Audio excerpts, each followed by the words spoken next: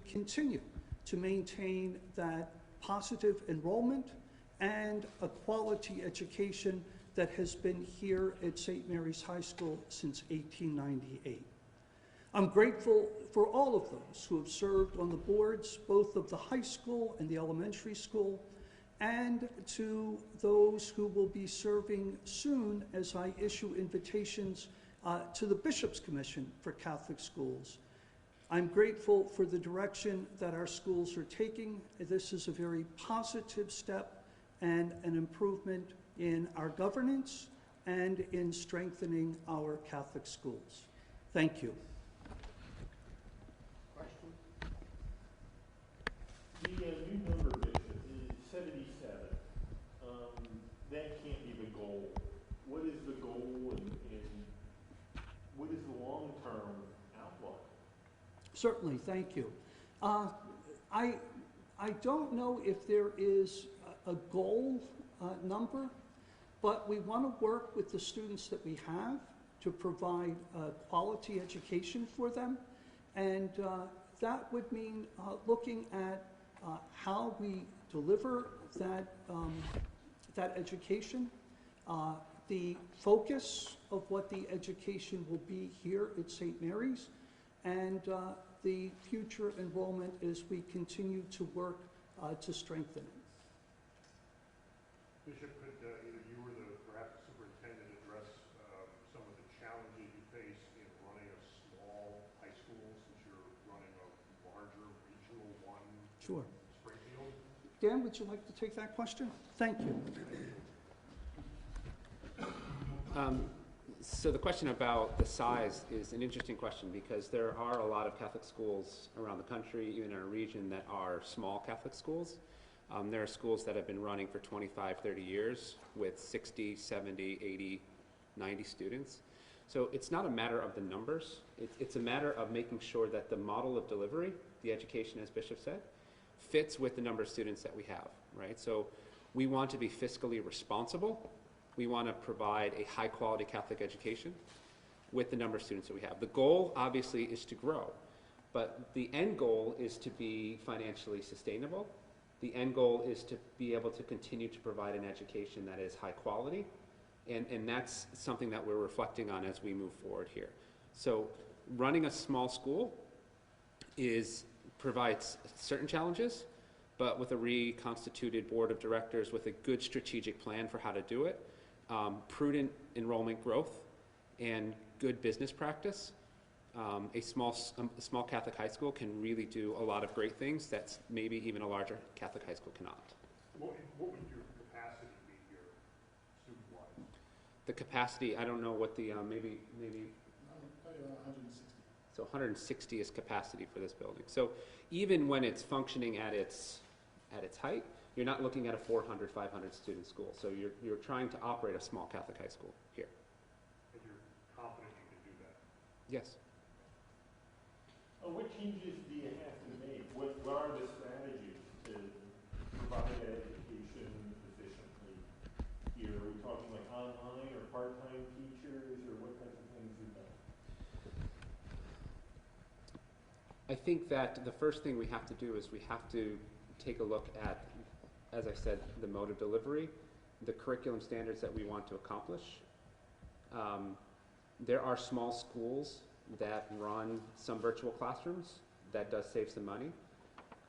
We really want, as much as possible, to have teachers in the classrooms because we believe in a Catholic school that the connection to the human person is so important. And that's perfectly sustainable. So that's one thing.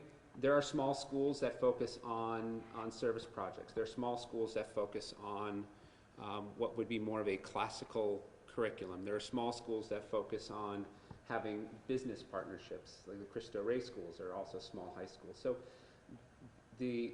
not necessarily the sky's the limit, but it's taking a look at our facilities, taking a look at our current faculty, taking a look at what's happening in Catholic education around the country, and making sure that we are providing the level of instruction necessary, and we are running out the model that's best going to serve this particular community. So, can I ask, what about the marketing of the school? How is it going to change if it's considered a diocesan school? As was written in Bishop's letter, not much is going to change that way, right? So this is still St. Mary's Parish School, right? And the elementary school is a ministry of the parish of St. Mary's, and the high school is a ministry of the Diocese of Springfield, right? So we still are one united front here, right? We hope that our elementary students will consider the high school education here. We hope that all the 8th graders come into the high school, right? That's the hope that we have in this particular, in the school. So from the marketing standpoint, we're still St. Mary's. It's how we're handling the operations and how we're handling the finances that is going to change a little bit. So keep a united front.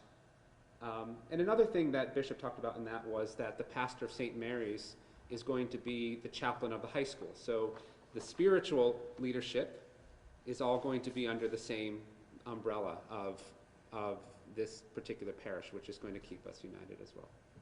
Can you talk about the board a little bit and what the reconstituted board looks like? Will members of the current board be involved, and will that be something that you as a bishop, how will that board be chosen? So because it's a diocesan school, the invitations from the school will go out from the bishop, but we will sit down and we will take a look at current board members, we'll look at people in the community, we'll look at other, folks that we think are good leaders that we think could be a part of the reconstituted, if you will, board, and then roll out from that point. So that's going to take some conversations, it'll take a little bit of time, but we want the board to be reflective of the community in helping us to advance the mission of the school. As far as location of the school, I know this year, again, no little editorial changes, but in the future, do you anticipate maybe a location change of the school? At this point, there's no thought about changing the location. Could you explain a little bit about the fiscal reasons why the two schools are now being split, the earlier education and the high school? Just a little about. So the parish high school model in and of itself is not, there are very few in the country where you have a parish that's running a high school. The needs of a high school, of a secondary school, have changed extraordinarily over, St. Mary's was constituted in 1898, right? The needs have changed, especially over the past 25 years. And the resources necessary to be in place for a Catholic high school have changed. So having the onus on the parish to have to support fiscally both the elementary school as well as a high school is something that we feel is just not sustainable. This helps the parish to focus on the fiscal health of the elementary school, where a critical mass of students are parishioners. And the diocese looks at the high school as, an extension of the ministry of providing a Catholic education there. From a diocesan perspective, we can better utilize the resources we have in order to support a diocesan school without putting it on one parish. How much had the local parish, St. Mary's Parish, been putting into the high school, and will that change? And will other neighboring parishes now be asked to pay an amount? We need to talk about that as we start to break apart and look at the finances. We have to better understand the finances of the elementary school and now the high school. So a lot of the budgeting was done together in conjunction underneath the parish umbrella. So as we start to break that apart and get deeper into it, we'll have a better understanding of what's needed in order to make sure that we can sustain, right? So that's part one. A lot of that work has already been done, but it's just a matter of really driving down into detail now that we have some shared spaces and other things like that. So how will that work? As far as a diocesan school, the support does come from the diocese. The regionalization of it, other parishes around already support diocesan initiatives through the Ed assessment, and so it's a matter of utilizing some of those funds specifically for the school, right? But the board itself is going to be constructed in such a way that one of the responsibilities is going to be the financial sustainability of the high school. So it will be the responsibility of the board in order to make sure that the school is sustainable. And so it's not just falling on the diocese as its own ministry. And what is the budget here at the high school? it's kind of hard to say right now because we are in the process of figuring out the budget, which we have been since the changeover in pastors. So it's really hard to kind of pinpoint what the budget is right now at the high school. Not a question I can really answer. What's the tuition here? $83.50 for high school students. Do most of the school students pay that, or is that, I have this conversation with college administrators all the time. What's the real, is that the real price, or is there a discount and all that sort of thing? So the 8350 is what we have determined to be the cost to educate, Okay. right? And so it's a matter of when we're working with families, we want to hold to that particular number. We have financial assistance for families who are of need. We have some financial assistance that comes from the diocese, that comes from the parish, and other types of avenues. But as far as like what each person's paying, when we're budgeting for $83.50 per student because that's what we need in order to run our operations. But I think it should be said, I think that should be said that that's not the total cost of educating the student. And I think that our principals would agree with me. Okay? So the cost per student is more than the tuition.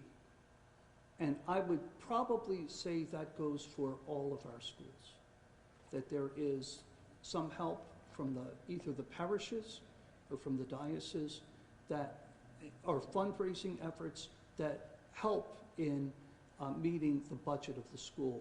But I believe I can say, and I'd ask Dr. Belerjan to back me up on this, that none of our schools charges per pupil cost of what it is to educate a child. Yeah, we can verify that. Yeah, that was part of what came out in Pathways too, is that's the budgetary cost that we're trying to, accomplish, which is different than the actual cost, right?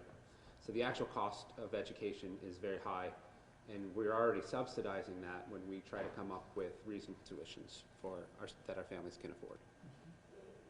Now, the way you're talking, man, obviously, correct me, not much is going to change in the day-to-day operations next week when students come in, but you are looking at changes in the future as you reconstitute the board and look at these new models. You talk a little bit about this. Different things that are done in different places. Correct.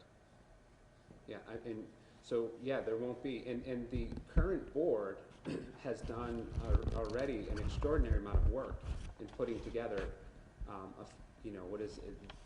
5-year strategic plan in order to work with the school.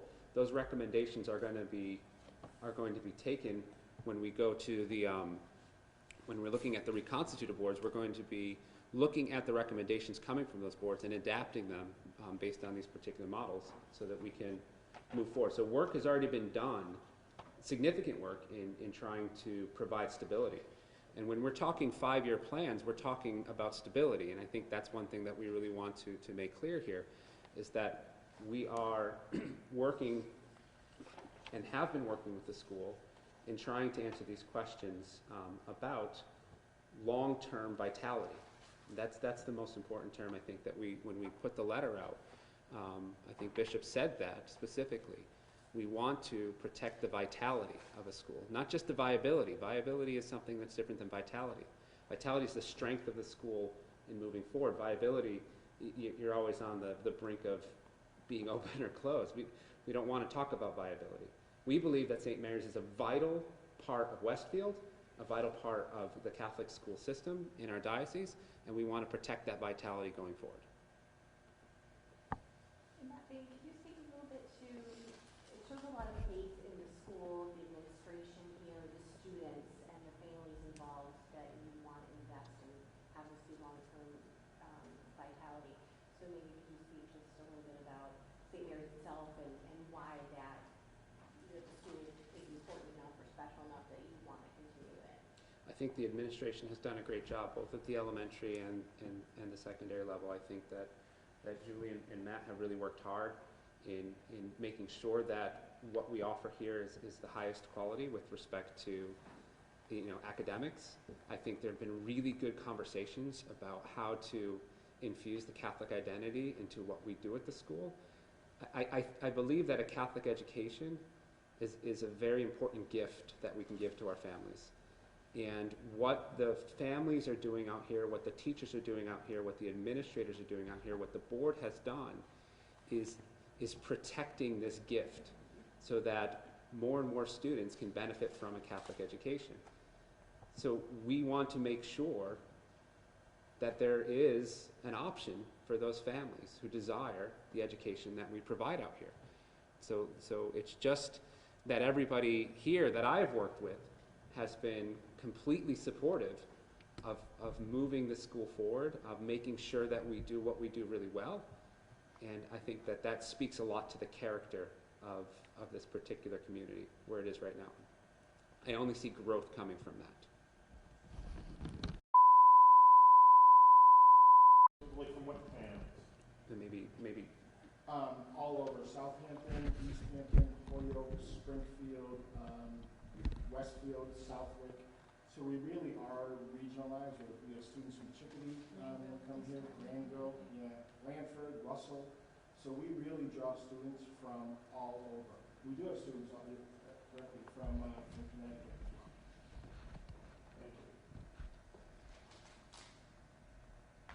So there has in the past been a lot of cooperation between the elementary school and high school with the 7th and 8th graders. Will there need to be some kind of revision now? Will you still be able to use the facility at the building for the 7th and 8th graders?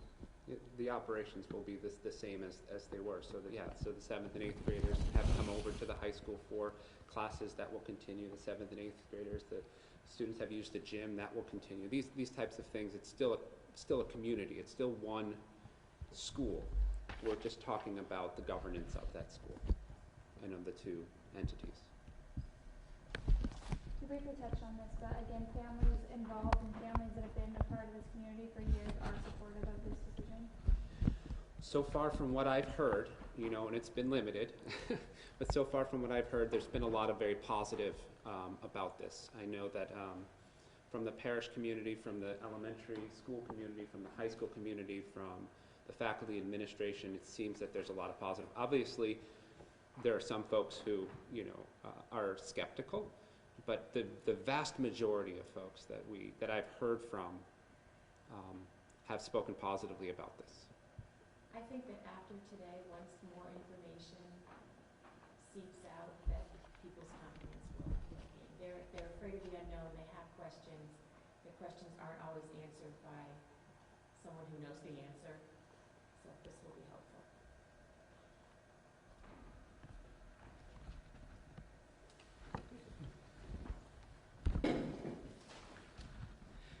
I thank you for being here today. I thank you for your very insightful questions that help, hopefully, the general public to get more information and clear information on St. Mary's High School becoming a diocesan school.